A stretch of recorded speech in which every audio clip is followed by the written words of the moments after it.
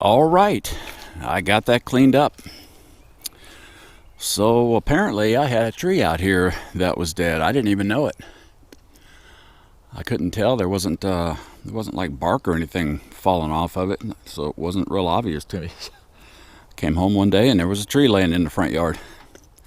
So anyway, got all that cleaned up, and this area out here, when I'm picking up sticks and all that kind of stuff, I'll make these piles of sticks until they get kind of high, and then whenever I'm out here with a grapple, I'll pick them all up. So I did that while I was out here.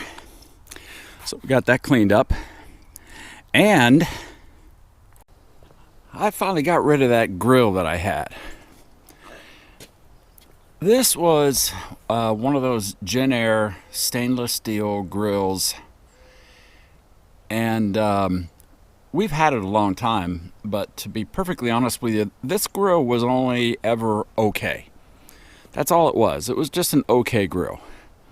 I didn't have it too long, and I was already having to replace burners and parts on the inside because they were rusting out. So yeah, I mean, it's true that the outside of it doesn't rust, but everything on the inside did. It got so rusty that even the wheels fell off of it. They rusted out and fell off. So anyway, I just got tired of replacing all the parts on this thing, and then the grill was getting old enough where the parts were getting harder and harder to find. So I said, screw it, it's out of here.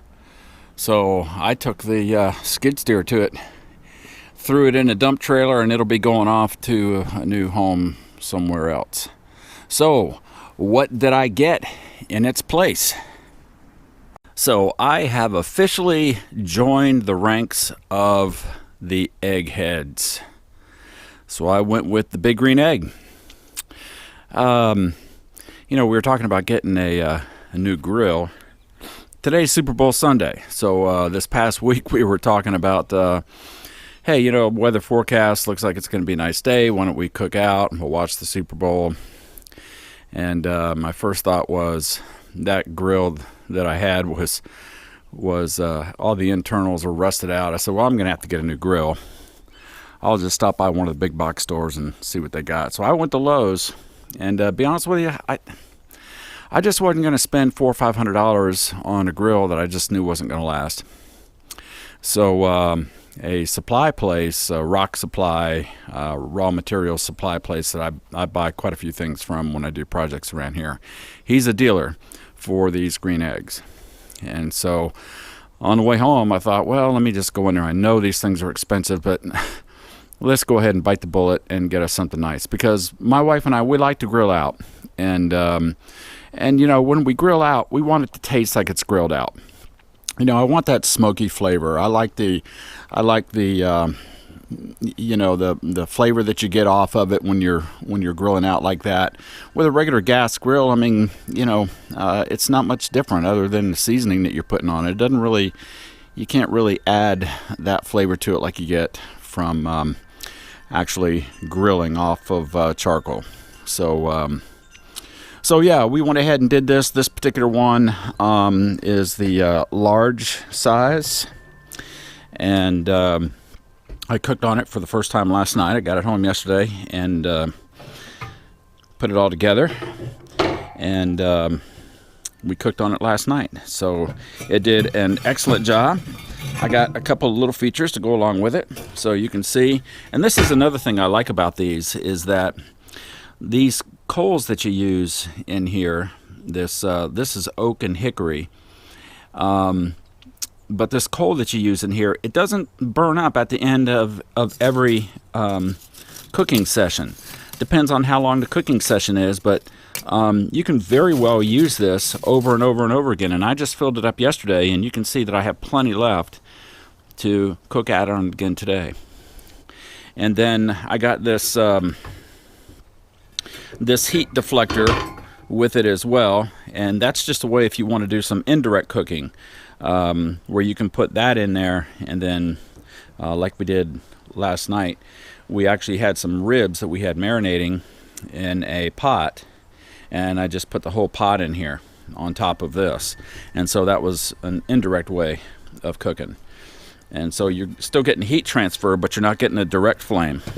And then, of course, if you want to do the direct flame, you can just put the grill right down over the top of that, and then you're getting the direct heat directly off the coals and the flame and all of that. So this is a good feature if you want to do some indirect cooking. And then I also have a couple of other things that I'm going to have coming as well. I got a Dutch oven that I ordered that I'm going to get for this. So it's going to be fun using this.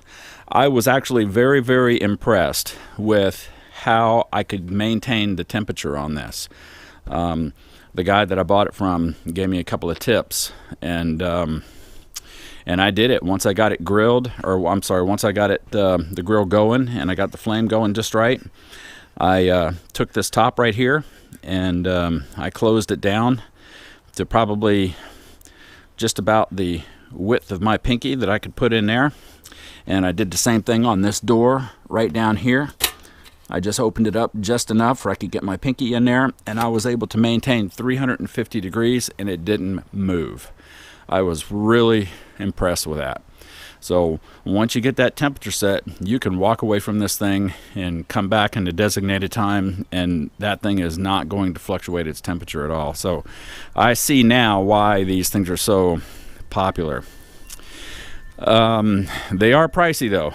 So I went ahead and got the table with it as well. This table is not a green egg table. This is the particular dealer that I went through. This is an individual that makes these tables for him that are made for the green egg, but the table is not by green egg. It's by an individual.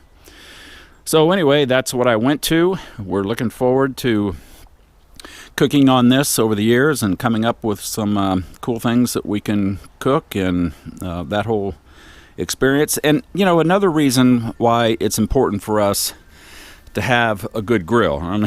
You probably don't hear too many people say it's important to have a good grill, but you know, living out on a farm, when we lose power, when we have very inclement weather and we lose power,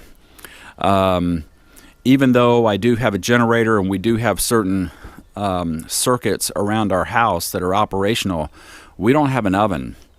And so we don't have stovetop, we don't have oven, we have outlets that work.